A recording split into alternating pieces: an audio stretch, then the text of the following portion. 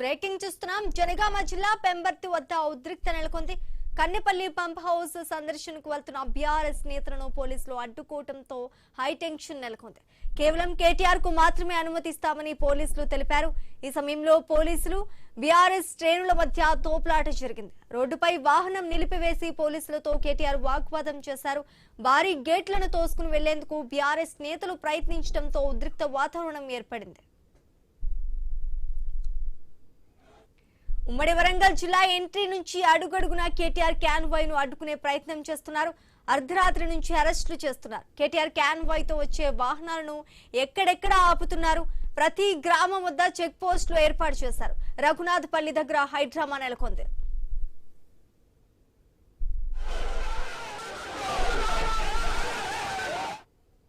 మంచిర్యాల జిల్లాలో పోలీసులు ముందస్తు అరెస్టులు చేస్తున్నారు.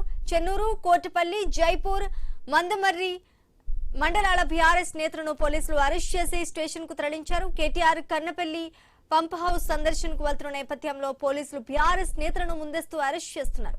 ఇక ఇదే అంశానికి సంబంధించి పూర్తి డీటెయిల్స్ మా ప్రతినిధి శ్రీనివాస్ అందిస్తారు. శ్రీనివాస్, ఇటు బీఆర్ఎస్ వర్కింగ్ ప్రెసిడెంట్ కేటీఆర్ జైపూర్ జయశంకర్ భూపాలపల్లి జిల్లాలో ఈ రోజు పర్యటించిన నేపథ్యంలోనైతే ఇటు మంచిర్యాల జిల్లాకు సంబంధించినటువంటి బీఆర్ఎస్ పార్టీకి సంబంధించిన కార్యకర్తలను నేతలను ఎక్కడికక్కడ ముందస్తు అరెస్ట్ అయితే చేస్తున్న సిచ్యువేషన్స్ అయితే ఉన్నాయి. అయితే కేటీఆర్ పర్యటనలో భాగంగా ఈ రోజు కాళేశ్వరం ప్రాజెక్టులోని కన్నపల్లి పంప్ హౌస్ అయితే ఆయన పరిశీలించేందుకు ఇటు హైదరాబాద్ నుంచి బయలుదేరారు. పూర్తిగా ఎక్కడికక్కడనైతే కేటీఆర్ కి అయితే ప్రస్తుతానికి ఇటు బారికేడ్లు పెట్టి ఎక్కడికక్కడ కూడా ఆపివేస్తున్న సిచ్యువేషన్స్ అయితే మనం కంటిన్యూగా చూస్తూనే ఉన్నాం. అయితే ఇటు మంచిర్యాల జిల్లాకు సంబంధించి కూడా ఈరోజు తెల్లవారుజాము నుంచి చెన్నూరు, మంచిర్యాల, కోటపల్లి, జైపూర్, మందమరి, మంచిర్యాల, బెల్లంపల్లితో పాటు ఇటు లక్షపేట మండలాలకు సంబంధించినటువంటి బీఆర్ఎస్ నేతల్ని ఇటు కార్యకర్తల్ని ఎక్కడికక్కడ అరెస్టులు చేస్తా ఉన్నారు. మరోవైపు హౌస్ అరెస్టులు అయితే కొనసాగుతున్న సిచ్యువేషన్స్ అయితే ఉన్నాయి. ఇటు మంచిర్యాల జిల్లాకు సంబంధించి మాజీ ఎమ్మెల్యే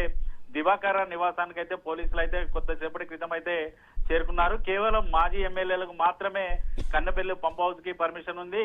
ఇటు పార్టీకి సంబంధించినటువంటి ముఖ్య నాయకులు కానీ కార్యకర్తలు కూడా ఎవరికి కూడా కన్నపల్లి పంప్ హౌస్ కి వెళ్ళలేదు. ఖచ్చితంగా కేవలం మాజీ ఎమ్మెల్యేలు మాత్రమే పోవాలంటూ కూడా పోలీసులు అయితే చెప్తా ఉన్న సిచ్యువేషన్స్ అయితే ఉన్నాయి. ఇప్పటికే ఇటు మాజీ ఎమ్మెల్యే దివాకర్ రావు నివాసం వద్ద ఇటు పోలీసుల పహారానైతే కొనసాగుతుంది. నేతలు బయటికి వస్తే వాళ్ళని అరెస్ట్ చేయడానికి కూడా సిద్ధంగానైతే ఉన్నారు. ఇటు మిగతా మండలాల్లో మాత్రం ఈరోజు తెల్లవారుజాము నుంచి కూడా బీఆర్ఎస్ కార్యకర్తను ఎక్కడికక్కడ అరెస్టులు చేశారు. పోలీస్ స్టేషన్ కి తరలించిన పరిస్థితులు అయితే ఉన్నాయి. అయితే బీఆర్ఎస్ పార్టీకి సంబంధించినటువంటి నేతలైతే ఒకటే ఆరోపణలు చేస్తున్నారు.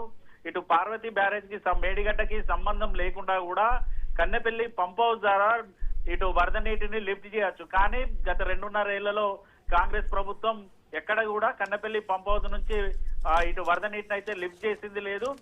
వాటిని ఎండగట్టడానికి కేటీఆర్ వస్తున్న క్రమంలోనే ఇటు కేటీఆర్ తో పాటు కాంగ్రెస్ పార్టీకి సంబంధించినటువంటి నాయకులను అడ్డుకోవడానికే కాంగ్రెస్ ప్రభుత్వం పూర్తిగా పోలీసులను అడ్డు పెట్టుకొని అదుపు చేసే ప్రయత్నం చేస్తుందంటూ కూడా బీఆర్ఎస్ పార్టీకి సంబంధించినటువంటి నేతలు అయితే ఆరోపణలు చేస్తున్నారు. ఖచ్చితంగా కన్నపల్లి పంప్ హౌస్ కి తాము వెళ్లి తీరుతాం, ప్రభుత్వ తీరును ఎండగడతామంటూ బీఆర్ఎస్ పార్టీ నేతలు అయితే చెప్తున్న సిచ్యువేషన్స్ అయితే ఉన్నాయి. Thanks for the update Srinivas.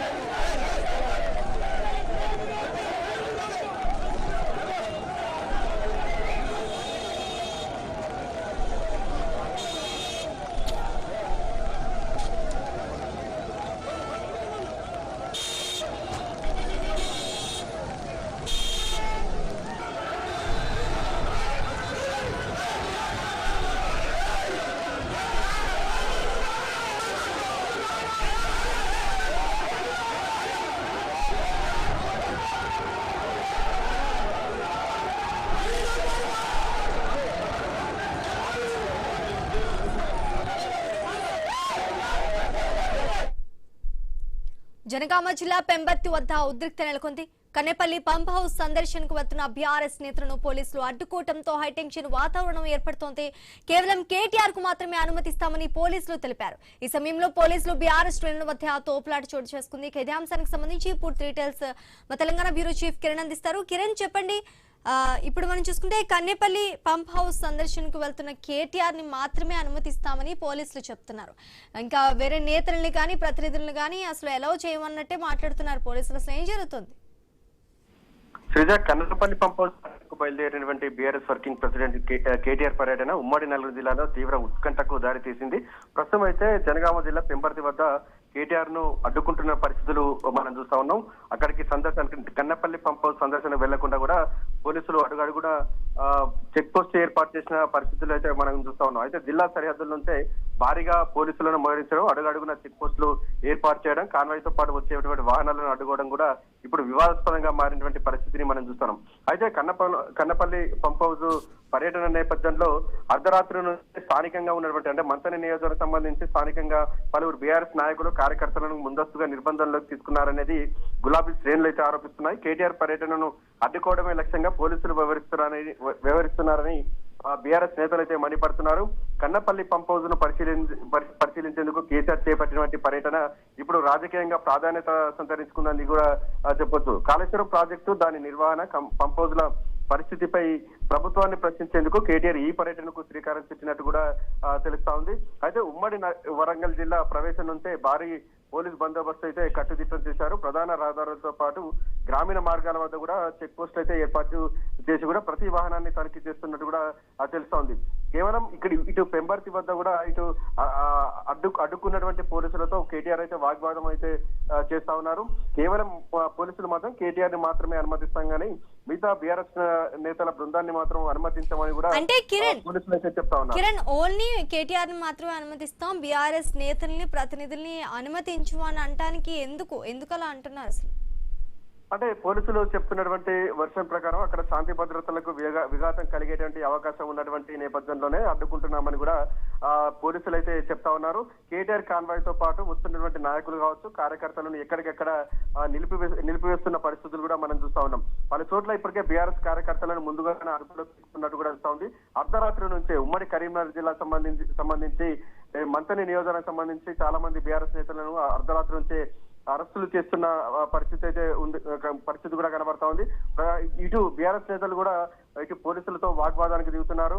పలు చోట్ల బీఆర్ఎస్ నేతలు పోలీస్ స్టేషన్లోనే ఆందోళన చేస్తున్నట్టుగా తెలుస్తా ఉంది. పోలీసుల వైఖరి నిరసిస్తూ కూడా బీఆర్ఎస్ నేతలు పలు చోట్ల నిరసనలు కూడా వ్యక్తం చేస్తా ఉన్నారు. అయితే ప్రజాస్వామ్య వ్యవస్థలో ప్రతిపక్ష నేత పర్యటన ఇలాంటి ఆంక్షలు విధించడం సరికాదని కూడా బీఆర్ఎస్ నేతలు వాదనలు అయితే వినిపిస్తున్నారు.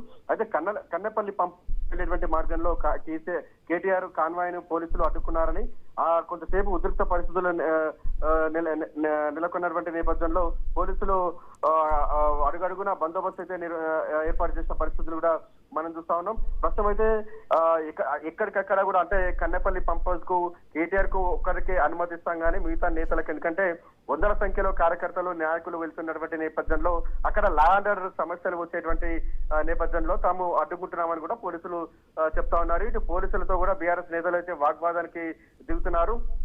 ఎక్కడికక్కడ అరెస్టులు చేసేందుకైతే రంగం సిద్ధం చేస్తున్నట్టు కూడా మనకు సమాచారం అంతా ఉంది. Sreeja, thanks for the update Kiran.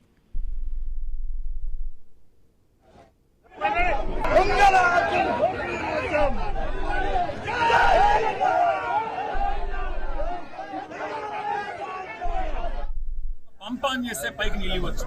నిజంగా ఈ ప్రభుత్వానికి చేత కాకపోతే, ఈ ప్రభుత్వానికి నిజంగానే వ్యవసాయాన్ని బాగా చేసే వాళ్ళకు ఆలోచన కానీ ఉద్దేశం కానీ లేకపోతే ఒక వారం రోజులు కేసీఆర్ గారికి అప్పచెప్పండి.